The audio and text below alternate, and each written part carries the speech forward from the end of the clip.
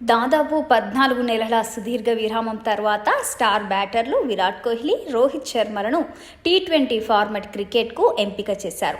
మరో 5 నెలల్లో జరగనున్న టీ20 వరల్డ్ కప్ దృష్టిలో ఉంచుకొని వీరిని ఎంపిక చేయడంపై టీమిండియా మాజీ దిగ్గజం సునీల్ గవాస్కర్ అసంతృప్తి వ్యక్తం చేశారు.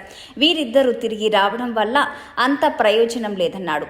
ఆఫ్ఘనిస్తాన్తో జరిగిన 3 మ్యాచ్ల సిరీస్కి రోహిత్ శర్మ, కోహ్లీలను తిరిగి ఎంపిక చేయడం అంత తెలివైన నిర్ణయం కాదు.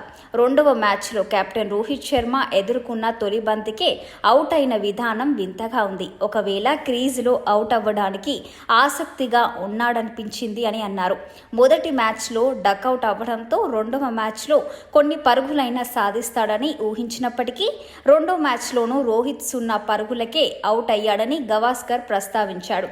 2వ మ్యాచ్లో ఎదుర్కొన్న మొదటి బంతికి రోహిత్ మర్చిపోలేని షాట్ ఆడి అవుట్ అయ్యాడని పేర్కొన్నారు. ఇక 3వ టీ20 మ్యాచ్లో కోహ్లీ ట్రాక్లోకి వస్తున్నట్టు కనిపించినప్పటికీ పెద్దగా రాణించలేకపోయాడు. అయితే రోహిత్ అదరగొట్టాడు. 69 బంతులు ఎదుర్కొని 121 పరుగులు కొట్టాడు. రోహిత్ బ్యాటింగ్ సాయంతో భారత్ తన ప్రత్యర్థి ఆఫ్ఘనిస్తాన్కు 212 పరుగుల లక్ష్యాన్ని నిర్దేశించగలిగింది.